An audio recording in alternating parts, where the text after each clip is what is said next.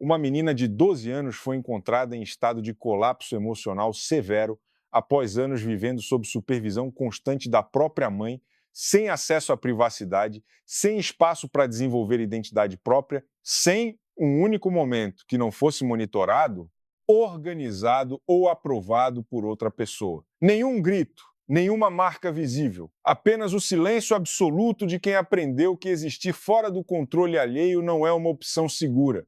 Esse é o ponto de partida de Salve Rosa, e é exatamente por isso que o filme não sai da cabeça de quem assiste.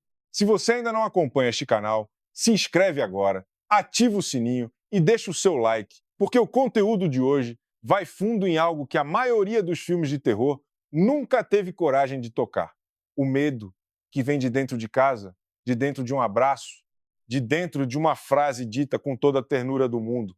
Salve Rosa não escolheu o caminho fácil. Não há jumpscares, não há vilão de rosto deformado, não há sangue nas paredes, nem música ensurdecedora anunciando o perigo. O que o filme oferece é algo muito mais perturbador.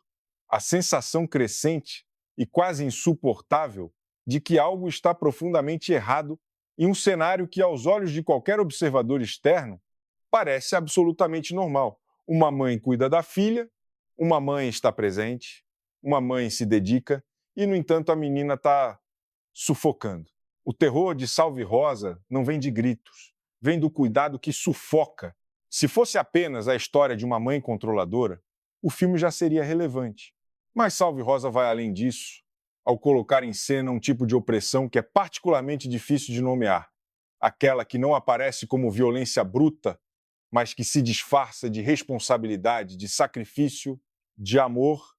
Esse é o motivo pelo qual o filme gera desconforto de uma forma tão específica. Ele não apresenta um monstro que se revela desde o início. Ele obriga o espectador a permanecer por muito tempo dentro de uma sensação que é quase impossível de articular.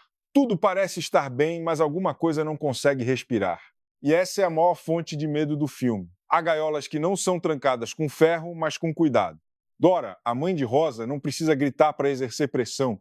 Ela não precisa bater, não precisa ameaçar, não precisa explodir em acessos de raiva para que Rosa sinta o peso da sua presença. Ela só precisa estar lá, sempre, em todos os momentos. Acompanhando cada passo, antecipando cada decisão, preenchendo cada silêncio, com atenção densa demais para ser suportada. É um tipo de controle que se infiltra pela ausência de violência óbvia, e é exatamente essa ausência que o torna mais perigoso.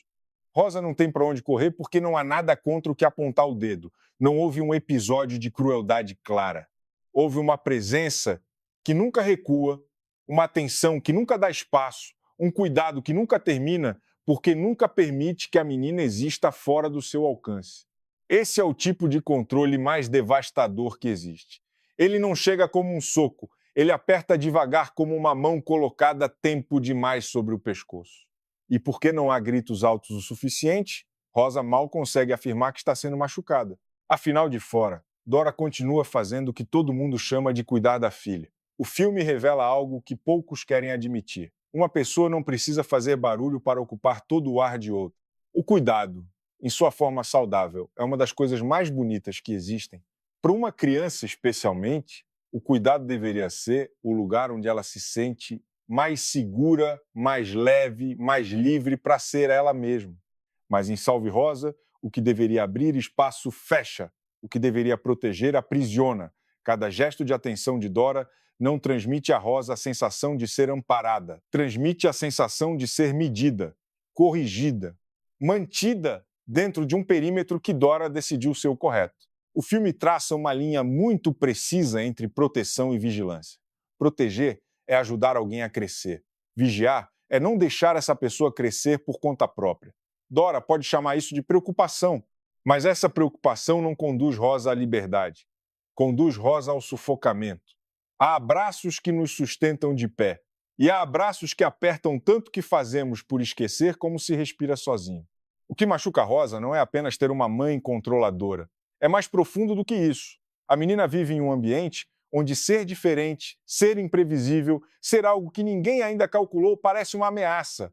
Uma criança só cresce de verdade quando tem o direito de tentar, de errar, de mudar de ideia, de se confundir, de se tornar uma versão que os adultos ainda não anteciparam. Rosa, porém, sente que precisa se manter dentro de um molde o tempo todo. Não porque alguém grite você não pode ser assim a cada instante, mas porque toda a atmosfera ao redor dela comunica algo ainda mais assustador. Você só está segura quando é exatamente o que se espera de você. É por isso que Salve Rosa é um filme que persiste. Ele não conta apenas o medo de uma pessoa específica.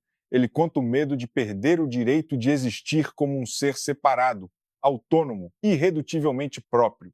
Rosa não é apenas controlada em seus comportamentos. Ela é controlada na sua capacidade de se tornar alguém além da versão que foi aprovada. Uma das escolhas mais inteligentes do filme é não precisar elevar tudo ao extremo de forma barulhenta. O medo entra devagar. A atmosfera não explode a todo momento. Mas quanto mais o espectador assiste, mais percebe que cada gesto cuidadoso, cada regra, cada ritmo do cotidiano vai tecendo uma rede invisível em torno de Rosa. É justamente essa suavidade que aterra o espectador, não é forçado a sentir medo.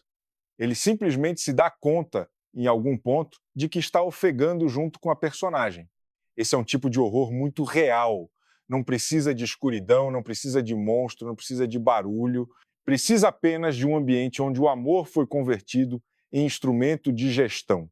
E já é o suficiente para gerar uma inquietação profunda. Salve Rosa entende isso com clareza.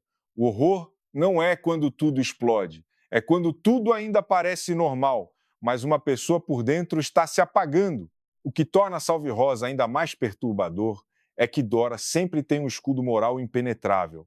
Ela pode dizer, a qualquer momento, que está apenas preocupada com a filha, que está protegendo, que está fazendo o melhor possível. E na vida real, esse é exatamente o tipo de pressão que impede muitas vítimas de nomear corretamente a própria dor. Porque se a pessoa que te sufoca é também a pessoa que te alimenta, que te cria, que se sacrifica por você, como você ousa acreditar que está sendo machucado, Salve Rosa acerta com força nesse ponto. Ele mostra que existem formas de violência que não se posicionam em oposição ao amor. Elas parasitam o amor, falam com voz suave, aparecem em nome da proteção. E por isso mesmo são mais difíceis de escapar. É relativamente fácil fugir de uma raiva explícita. É muito mais difícil fugir de algo que insiste em se chamar de carinho. Rosa não está em um vazio afetivo. Ao contrário, ela está dentro de um abraço apertado demais. A tragédia do filme está exatamente nisso. Rosa não sofre por falta de atenção, por falta de presença, por falta de alguém que a observe. O que falta a ela é espaço para existir como ela mesma.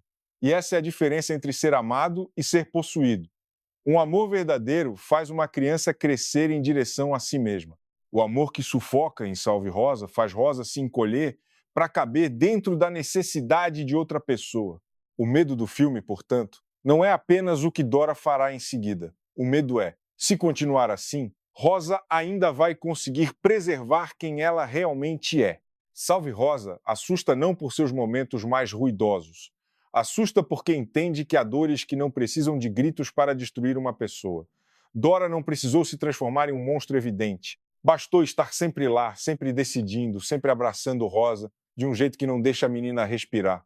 Há um tipo de amor que só nos aceita quando estamos dentro do seu controle.